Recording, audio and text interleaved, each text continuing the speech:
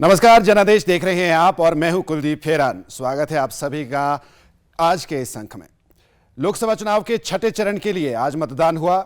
छठे चरण में बिहार, हरियाणा, झारखंड, दिल्ली, ओडिशा, उत्तर प्रदेश, पश्चिम बंगाल और जम्मू कश्मीर में 58 संसदीय निर्वाचन क्षेत्रों में मतदान किया गया। इसी के साथ भाजपा के वरिष्ठ नेता धर्मेंद्र प्रधान, मेनका गांधी, मनोहर लाल खट्टर, संबित पात्रा, बांसुरी स्वराज और मनोज तिवारी और वहीं कांग्रेस के नेता दीपेंद्र सिंह हुड्डा, कुमारी शैलजा, राज बब्बर सहित प्रमुख नेताओं के राजनीतिक भाग्य का फैसला ईवीएम में कैद हो चुका है। इस चरण में 1,14,000 मतदान केंद्रों पर 11 करोड़ 13 लाख से अधिक मतदाता थे। अब हिमाचल प्रदेश में अंतिम और 7वें चरण का मतदान 1 जून को होना है, जिसके लिए निर्वाचन विभाग ने सभी तैयारियां कर ली है। तो दिग्गजों की साख दांव पर लगी है और मतदाताओं को रिझाने के लिए सभी प्रत्याशियों के पास अब मात्र 6 दिन बाकी है। जनादेश में आज हम देखेंगे राजनीतिक दलों के स्टार प्रचारकों की ताबड़तोड़ रैलियां और चुनाव प्रचार की हलचल। मगर उससे पहले आइए नजर डालते हैं आज की जनादेश सुर्खियों पर।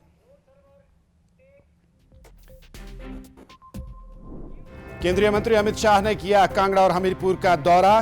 कांगड़ा से प्रत्याशी राजीव भारद्वाज और हमीरपुर से प्रत्याशी अनुराग ठाकुर के लिए मांगे वोट।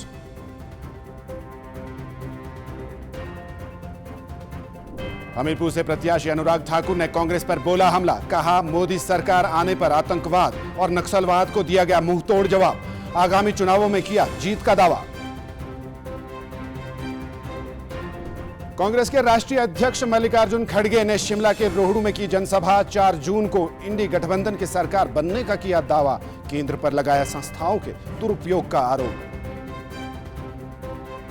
मुख्यमंत्री सुखविंदर सिंह सुक्खू ने कांगड़ा के जवाली में की जनसभा। केंद्र सरकार पर आपदा में हिमाचल को दरकिनार करने का लगाया आरोप। कहा, चुनाव के वक्त ही आती है भाजपा को हिमाचल की याद।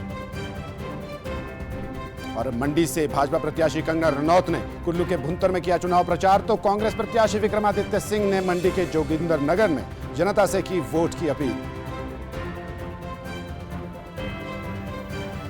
तो प्रदेश में स्टार प्रचारकों की रैलियों से चुनावी सरगर्मियां तेज होती जा रही हैं।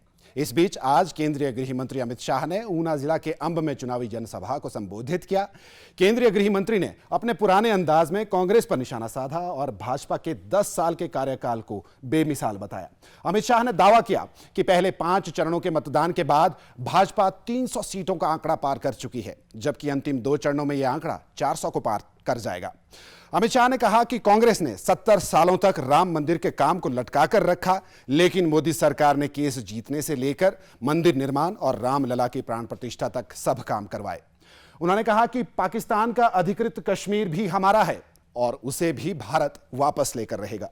गांधी परिवार को निशाने पर लेते हुए अमित शाह ने कहा कि राहुल गांधी और उनकी बहन प्रियंका गांधी छुट्टियां मनाने तो शिमला जाते हैं, लेकिन भगवान राम की प्राण प्रतिष्ठा में नहीं आए, क्योंकि हिंदू उनका वोट बैंक रहा ही नहीं।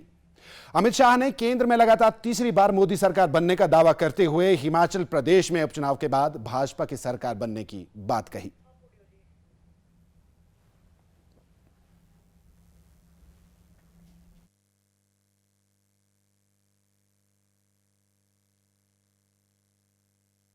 इस चुनाव में हिमाचल में चारों की चारों सीटें तीसरी बार नरेंद्र मोदी जी की झोली में डालनी है। मगर इसके साथ साथ हमने 6 सीटें विधानसभा की भी कमल खिलाना है।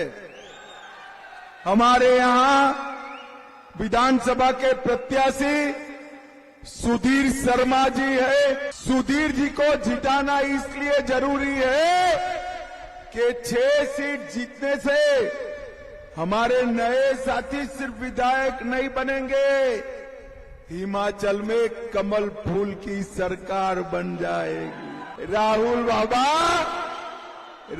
बाबा इस बार 40 भी पार नहीं करने वाले हैं। 40 भी 4 जून को परिणाम आते ही मोदी जी 400 पार करेंगे, भाजपा की तीसरी बार सरकार बनेगी और राहुल बाबा प्रेस कॉन्फ्रेंस करने वाले हैं कि ईवीएम के कारण हम हारे हैं, वरना हम तो चुनाव जीतने वाले। ये सब तय है। ये जब हिमाचल में जीतते हैं तो शपथ ले लेते हैं, उस वक्त ईवीएम अच्छा है, और लोकसभा में जब हारेंगे तो ठीकरा ईवीएम पर फोड़ेंगे। खड़गे साहब 4 तारीख तक घूम लो, 6 तारीख को हार का ठीकरा आपके सर पर फोड़ना तय है, आपके सर पर। तो दोनों ही प्रमुख दलों भाजपा और कांग्रेस के स्टार प्रचारक इन दिनों प्रदेश में एक के बाद एक चुनावी जनसभाएं कर रहे हैं। ऊना के अंब में आज हमीरपुर से भाजपा प्रत्याशी अनुराग सिंह ठाकुर की विजय संकल्प यात्रा में गृह मंत्री अमित शाह शामिल हुए। इस दौरान अनुराग ठाकुर ने कहा कि केंद्रीय गृह मंत्री अमित शाह के नेतृत्व में आतंकवाद, अलगाववाद के खिलाफ कार्य किया गया। रैली में अनुराग ठाकुर ने केंद्र सरकार की विभिन्न योजनाओं को गिनाया और प्रदेश कांग्रेस सरकार पर विधानसभा चुनावों में जनता को ठगने का आरोप लगाया। दूसरी ओर कांग्रेस के स्टार प्रचारक और राष्ट्रीय अध्यक्ष मल्लिकार्जुन खड़गे ने शिमला लोकसभा के तहत रोहडू में जनसभा की और पार्टी प्रत्याशी विनोद सुल्तानपुरी के पक्ष में वोट की अपील की। बाद में शिमला में पत्रकार वार्ता में खड़गे ने केंद्र में 4 जून को इंडी गठबंधन की सरकार बनने का दावा किया।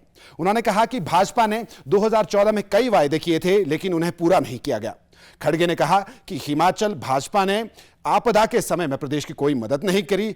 उन्होंने कहा कि भाजपा की विचारधारा के कारण आज देश का संविधान खतरे में है। नक्सलवाद के खिलाफ प्रहार, आतंकवाद के खिलाफ प्रहार, अलगाववाद के खिलाफ प्रहार, और जिन्होंने देश के खिलाफ आंख उठाई उनके खिलाफ भी प्रहार किया, तो ये भी एक बहुत बड़ा योगदान किया। नरेंद्र मोदी जी ने इस देश को आगे ले जाने का काम किया। जो कांग्रेस 60 साल में नहीं कर पाई, मोदी जी ने 10 साल में किया।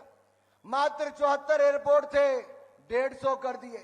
96,000 किलोमीटर नेशनल हाईवे थे, 1.5 लाख किलोमीटर कर दिए। लोकतंत्र के विचारधारा के तहत वो चलना चाहिए ना। तुम्हारा मनुष्य बल, मानसिक बल, धन बल कुछ भी हो, ये सिर्फ डराने के लिए, धमकाने के लिए वो कर रहे हैं। ये ऐसा ही करके देश में उन्होंने कईयों राज पहले गिराए। कर्नाटक का गिराया, महाराष्ट्र का गिराया, इससे पहले गोवा का गिराया, इससे पहले हमारे मध्य प्रदेश का गिराया, इससे पहले मणिपुर को गिराया। कहाँ नहीं। अरे जब जनता चाहकर उनको इलेक्ट करती है तो तुम उसमें इंटरफियर करके, ईडी को लगा के, सीबीआई को लगा के, इनकम टैक्स को लगा के डराते हो, धमकाते हो। अगर हमारे साथ नहीं दिए तो तुम्हारा खोल दूंगा ईडी। इधर कांग्रेस के शिमला संसदीय क्षेत्र प्रभारी और शिक्षा मंत्री रोहित ठाकुर इन दिनों कांग्रेस प्रत्याशी विनोद सुल्तानपुरी के लिए प्रचार कार्य में जुटे हैं। दूरदर्शन से बातचीत में रोहित ठाकुर ने उम्मीद जताई है कि आने वाले दिनों में कांग्रेस के स्टार प्रचारक हिमाचल का रुख करेंगे, जिससे पार्टी के प्रचार को रफ्तार मिलेगी। उन्होंने प्रदेश की सभी लोकसभा सीटों पर जीत का दावा किया है। इसके अलावा क्या कुछ कहना है रोहित ठाकुर का, आइए देखते हैं। हिमाचल प्रदेश में लोकसभा चुनाव को लेकर प्रचार अभियान तेजी से आगे बढ़ रहा है और राष्ट्रीय नेता भी कांग्रेस और बीजेपी के हिमाचल प्रदेश में प्रचार के लिए आ रहे हैं। हमारे साथ इस वक्त शिमला संसदीय क्षेत्र के प्रभारी रोहित ठाकुर जी हैं। ठाकुर साहब, किस तरह से प्रचार अभियान कांग्रेस का आगे चल रहा है? बड़ी तेज गति के साथ हमारा प्रचार आगे चल रहा है और अब तो जैसे आपने बताया मात्र कुछ दिन शेष रह गए हैं और इसमें जहां हमारे सारे कार्यकर्ता, प्रदेश के सभी हमारे कांग्रेस के लोग एकजुट होकर कार्य कर रहे हैं, लेकिन जो ये अंतिम हमारा फेज रहेगा, चरण रहेगा, इसमें राष्ट्रीय स्तर के भी हमारे नेता हिमाचल प्रदेश आएंगे ताकि हमारे प्रचार प्रसार में और गति आए और सही तरीके से जो हमारी केंद्र सरकार की नाकामियां हैं और जो जनता जनार्दन के बीच भी एक बड़ा प्रमुख मुद्दा बन चुका है और जिस ओर पूरा मैं समझता हूँ परिवर्तन की दिशा की तरफ पूरा राष्ट्र जा रहा है, तो मैं समझता हूँ जैसे हमारे राष्ट्र के नेता 2-4 दिन में यहाँ पर आएंगे, जैसे टेंटेटिवली अभी 26 तारीख का भी हमारा प्रोग्राम राहुल जी का हिमाचल का है, निश्चित रूप में मैं समझता हूँ और हमारा चुनाव प्रचार में गति मिलेगी। आप लगातार प्रचार में डटे हुए हैं, हर विधानसभा क्षेत्र में जा रहे हैं, शिमला का जिम्मा आपके पास है। शिमला संसदीय क्षेत्र की अगर बात करें, क्या लग रहा है किस स्थिति में कांग्रेस है? मैं समझता हूँ मेरा जिम्मा तो एक समन्वय स्थापित करने का, बाकी हर दृष्टिकोण से कार्यकर्ता ने खुद ये जिम्मा अपने कांधों पे ले लिया है। हमारे चुनाव क्षेत्र में अगर आप संसदीय क्षेत्र की बात करेंगे 2000 पोलिंग बूथ है और हर पोलिंग बूथ में कांग्रेस कार्यकर्ता पूरे जोश खरोश के साथ, ऊंचे मनोबल के साथ कार्य कर रहा है। अच्छा समन्वय आपस में स्थापित हो चुका है, क्योंकि ये चुनाव नैतिकता और अनैतिकता के बीच है, सच्चाई और बुराई के बीच का चुनाव है, धनबल और जनबल के बीच का चुनाव है। और जनता जनार्दन भी, मैं समझता हूँ, कांग्रेस पार्टी को सारी बातों को देखते हुए जिस तरह से इन्होंने धनबल के आधार पर सरकार को अस्थिर करने का प्रयास किया, इनके सांसद लगभग कोई 15 वर्षों से वर्चस्व एमपीज का लोकसभा का भारतीय जनता पार्टी का रहा है, लेकिन इनका कार्यकाल कितना निराशाजनक है वो आप इन बातों को जानते हैं। इनके खिलाफ बहुत इनकम्बेंसी है और 10 वर्ष जो आपकी केंद्र सरकार के रहे वो भी मात्र सब जबात खाने वाले समय रहा है। आज चाहे राष्ट्रीय परिदृश्य की बात हो, प्रदेश की जो उपलब्धियां 1-1.5 वर्ष की, क्योंकि वर्तमान सरकार का लगभग कोई 1 वर्ष के आसपास का कार्यकाल मात्र कुछ और महीने हुआ है और अभी 3.5-4 वर्ष और बाकी है।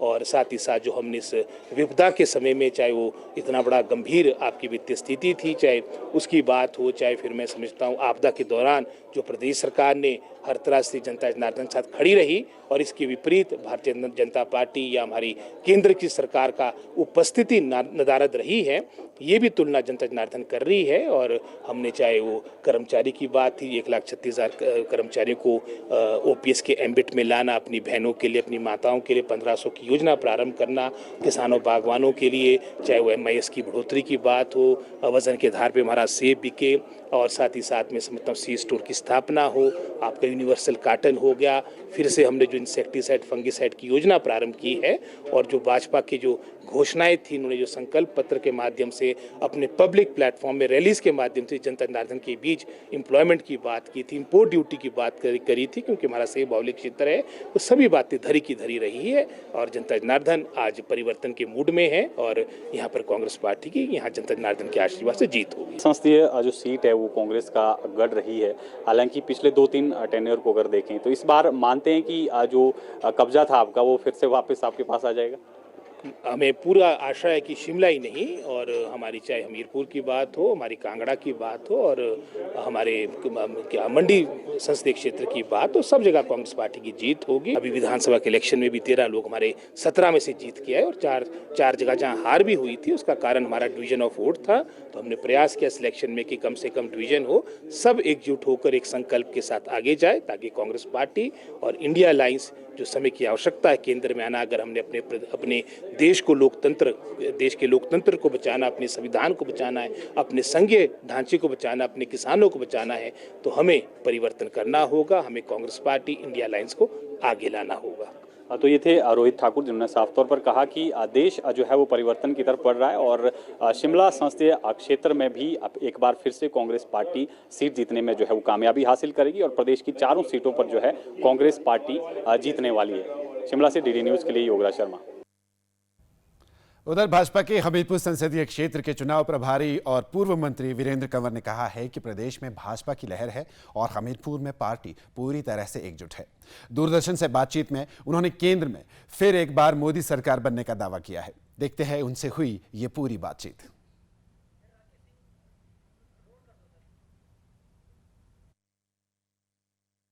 हिमाचल प्रदेश में चुनाव प्रचार अब अपने अंतिम दौर में पहुंच चुका है और क्या कुछ इन चुनावों में रह रहा है वो आज हमारे साथ पूर्व मंत्री वीरेंद्र कंवर है। आइए उन्हीं से जानते हैं। कंवर साहब, आपका स्वागत है। नमस्कार। कंवर साहब, बात की जाए हिमाचल प्रदेश में 6 विधानसभा के उपचुनाव और लोकसभा के चुनाव, क्या मानते हैं, क्या स्थिति इस समय भाजपा की? भारतीय जनता पार्टी बहुत अच्छी स्थिति में है। इस लोकसभा सीट को लगातार भारतीय जनता पार्टी जीतती रही है और इस बार भी हम जीतेंगे, लेकिन साथ में 4 जो विधानसभा के चुनाव भी वाई इलेक्शंस जो है वो हो रहे हैं और लोग एकदम प्रदेश की सरकार से नाखुश हैं और वो परिवर्तन चाहते हैं भारतीय जनता पार्टी के नेतृत्व में, और जहां हम लोकसभा भी जीतेंगे और 4 विधानसभा भी जीतेंगे। कंवर साहब, बात की जाए कुटलैहड़ विधानसभा क्षेत्र से टिकट जो है वो देवेंद्र भुट्टो को मिला, तो कहीं ना कहीं एक आपकी नाराजगी जो है वो सामने आई थी। यहाँ तक कि जो चुनाव लड़ रहे हैं देवेंद्र भुट्टो, वो भी लगातार ये कह रहे थे कि आप उनके साथ मंच साझा नहीं कर रहे। देखिए, मैं पहले कह चुका हूँ कि मैं उनके व्यक्तिगत, उन्होंने पार्टी के कार्यकर्ताओं के साथ कुछ मनभेद थे उनके, उसके कारण नाराज़गी थी, लेकिन मैं पार्टी से नाराज़ नहीं था, मैं ये पहले कह चुका हूँ। और अब तो पीछे पन्ना प्रमुख सम्मेलन हुआ, मेरे साथ में अनुराग जी की नुक्कड़ सभाएं हो रही हैं, मैं लगातार उसमें जा रहा हूँ और मैं स्पष्ट रूप से कह चुका हूँ कि हम लोकसभा भी जीतेंगे और कुटलैहड़ विधानसभा भी जीतेंगे। लेकिन कुछ लोग ऐसे हैं जो पार्टी के अंदर हैं, उनके साथ हैं, वो ये नहीं चाहते कि इनका कोई भला हो, इस करके इस तरह का लोगों को गुमराह करने का प्रयास करते हैं। अगर बात की जाए जो वहाँ से प्रत्याशी देवेंद्र भुट्टो हैं, कहीं ना कहीं उन पर बड़े आरोप लगातार मुख्यमंत्री लगा रहे हैं, यहाँ तक कि उनके ऊपर FIR भी दर्ज हुई है। देखिए, उनके ऊपर व्यक्तिगत आरोप हैं और इससे मेरा कोई लेना देना नहीं है। ये उनका जवाब जो है वो देवेंद्र भुट्टो जी ही अच्छी तरह से दे सकते हैं। हमीरपुर में क्या कुछ इस बार जो है वो परिणाम जो है किस तरह के रहे? देखिए, लोग जो हैं वो इस देश के अंदर तीसरी बार नरेंद्र मोदी जी को इस देश का प्रधानमंत्री देखना चाहते हैं और अनुराग जी को 5वीं बार मौका देना चाहते हैं, क्योंकि अनुराग जी ने यहाँ जन कल्याण के लिए जहाँ NGO चला करके और अपने इस लोकसभा क्षेत्र के अंदर सड़कें, 4 लेन्स, रेलवे और अपने हेल्थ के अपने बड़े PGI सैटेलाइट और एम्स जैसे बड़े प्रोजेक्ट यहाँ के लिए लेकर के आए हैं और इससे जो जनता इस करके खुश है कि जो उनको करना है वो भी कर रहे हैं और राष्ट्रीय स्तर के ऊपर अपने इस प्रदेश का एक नाम बना रहे हैं। तो ये थे पूर्व मंत्री वीरेंद्र कंवर, जिन्होंने कहा कि हिमाचल प्रदेश में भाजपा की लहर चल रही है। 4 लोकसभा के साथ 6 विधानसभा क्षेत्रों में भी भाजपा की जीत होगी। Amit Sharma, DD news, Una. प्रदेश में अब तक के हुए सभी चुनावों में हमेशा 2 ही दलों के बीच में मुख्य मुकाबला होता आया है। तीसरे विकल्प को कभी भी यहां स्थान नहीं मिल सका है। देश के साथ साथ प्रदेश में भी इस बार आम चुनावों में मार्क्सवादी कम्युनिस्ट पार्टी कांग्रेस के साथ इंडी गठबंधन में है। माकपा नेता राकेश सिंघा से हमारे संवाददाता ने बात की है, जिसमें सिंघा शिमला और मंडी सीट पर कांग्रेस प्रत्याशियों की जीत का दावा कर रहे हैं। राकेश सिंघा ने प्रदेश भाजपा पर सत्ता हथियाने का प्रयास करने के भी आरोप लगाए हैं। देखते हैं ये बातचीत। लोकसभा चुनाव अपने अंतिम दौर में है। हिमाचल प्रदेश में 7वें चरण में चुनाव होने हैं और इस बार हिमाचल प्रदेश की अगर बात करें तो अलायंस में चुनाव जो है यहाँ पर लड़ा जा रहा है। कांग्रेस पार्टी के साथ तमाम जो इसके घटक दल हैं, चाहे CPIM हो या आम आदमी पार्टी हो, तमाम लोग जो है एकजुट होकर चुनाव मैदान में है। हमारे साथ राकेश सिंघा है, CPIM के नेता, पूर्व में विधायक रहे हैं। सर, इस बार अलायंस में चुनाव लड़ना पड़ रहा है, ऐसी क्या मजबूरी है जो कांग्रेस के साथ अलायंस कर रहे हैं इस बार? नहीं, देखिए, ये प्रश्न ना कांग्रेस का है ना CPIM का है।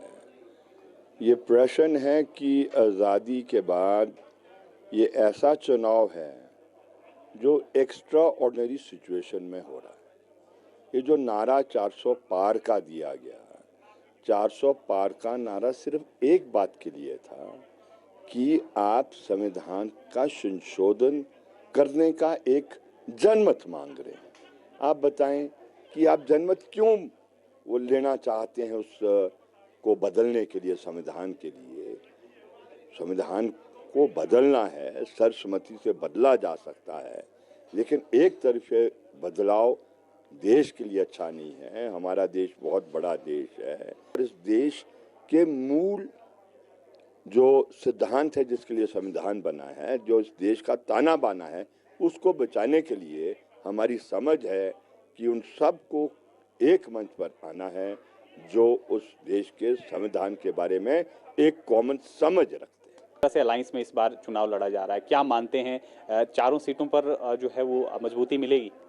देखिए, अगर हम रुझान देश भर का रुझान लें तो देश भर के रुझान के मुताबिक हिमाचल प्रदेश में भी ये चारों सीट आने वाली है। रुझान क्या है, आप उसको अंडरस्टैंड करना। मतदाता उनको सजा दे रहा है जिसमें मतदाता ने ये महसूस किया कि लोकतंत्र, डेमोक्रेसी और पार्लियामेंट्री फॉर्म ऑफ डेमोक्रेसी पर आक्रमण किया। हिमाचल प्रदेश में भी ये जो 6 विधायक जो कांग्रेस पार्टी को छोड़ के गए, ये सिर्फ छोड़ने का प्रश्न नहीं था, ये तो विधानसभा के सत्र के दौरान जो आपका कट मोशन है उस पर सरकार गिराने का ये विषय था। और इसको हिमाचल की मानसिकता अनुमति नहीं देती है, यहाँ की संस्कृति अनुमति नहीं देती है। इसका नतीजा होगा जिसमें चारों के चार सीट ये लोकसभा की ये भारतीय जनता पार्टी हार जाएगी। 2 वेरी क्लियर है, शिमला और मंडी, और जो नेक्स्ट 2 है उस 2 में भी संकेत यही आ रहे हैं कि अगर ऑल इंडिया का ट्रेंड जो नॉर्मली रहता है उस ऑल इंडिया ट्रेंड में ये 2 सीटें भी कांग्रेस पार्टी के हिस्से में जाने वाली है। बीजेपी लगातार ये कह रही है कि जितने भी जो भ्रष्टाचारी दल हैं, भ्रष्टाचारी लोग हैं, वो एकजुट हो गए हैं।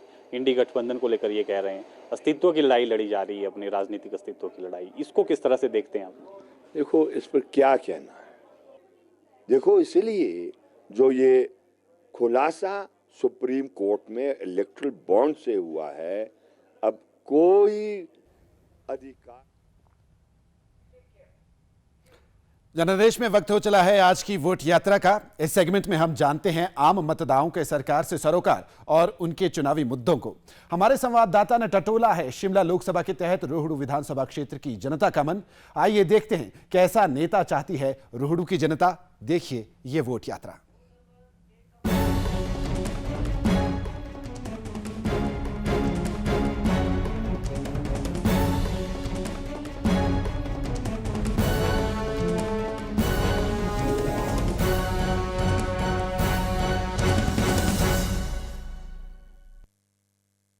वोट यात्रा के इस चरण में हम पहुंचे शिमला संसदीय क्षेत्र के शहर रोहडू में, जहां जानते हैं लोगों के विचार, क्या है लोगों की अपने उम्मीदवार से उम्मीदें, क्या कहते हैं लोग, किस तरह के चाहते हैं उम्मीदवार। आइए जानते हैं लोगों के विचार। हमारा बड़ा दुर्गम क्षेत्र है, बहुत दूर दराज के इलाके, डोडरा को आ रहा है, तांग मजांग लेके देखा दी उधर ऊपर द्वार से लेकर खदराला गणासी धार तक हमारा इलाका पड़ता है। तो हम चाहते हैं कि इस तरह का उम्मीदवार है जो हमारी हर बात को केंद्र में बिल्कुल पुरजोर तरीके से रखे। और जो इस क्षेत्र में अभी भी अगर आप देखेंगे, हमें नहीं लगता सड़कों की बदहाल हालत है, गांव में तो अभी भी गाड़ियां नहीं जा रही। तो हम ये चाहते हैं कि उम्मीदवार जो भी हो वो बहुत अच्छा है। रोहडू एक पहाड़ी क्षेत्र है जहाँ पे मोस्टली आपका जो डिपेंडेंसी है आपके खर्चे की, आर्थिक व्यवस्था जो भी आपकी है वो सेबों पे, बागवानों पे ही डिपेंड करती है। तो मैं ये चाहूँगी कि जो हमारे ऐसा लीडर बने जो हमारे बागवानी को सपोर्ट करे, बागवानी को देखे।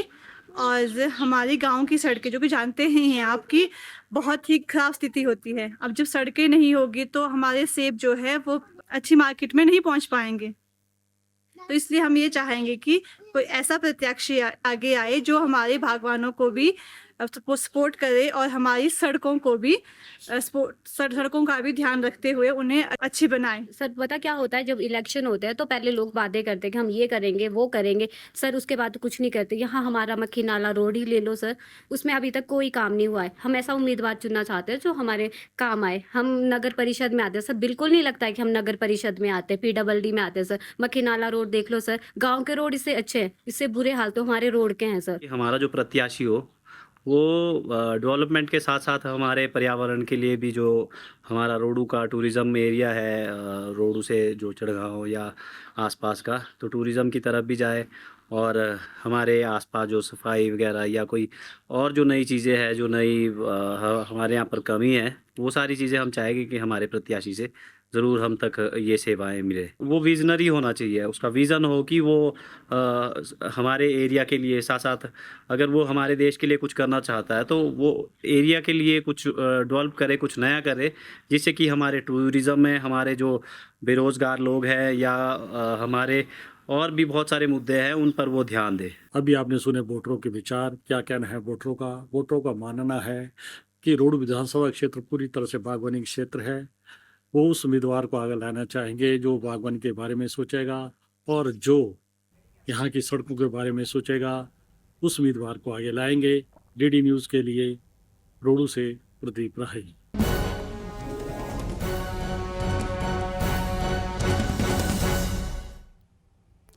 देश में 18वीं लोकसभा के चुनाव चल रहे हैं और देश को आजाद हुए 77 साल पूरे होने जा रहे हैं। भारत दुनिया का सबसे बड़ा लोकतंत्र है, लेकिन उतनी ही बड़ी विडंबना भी है, क्योंकि आज भी हमारे मतदाताओं को वोट डालने के लिए जागरूक करने की आवश्यकता पड़ती है। 6 चरणों का मतदान हो चुका है, लेकिन मतदान प्रतिशत में कोई विशेष वृद्धि देखने को नहीं मिल रही है। चुनाव आयोग के साथ साथ विभिन्न विभाग मतदाताओं को जागरूक करने के लिए कई प्रयास करते रहते हैं, ताकि मतदान प्रतिशतता में बढ़ोतरी की जा सके। इसी के तहत प्रदेश में भी गृह रक्षकों के म्यूजिकल बैंड ने बात मेरी नोट करो, बूथ पर जाकर वोट करो गीत को मधुर धुनों पर प्रस्तुत किया है। आइए देखते हैं ये खास प्रस्तुति।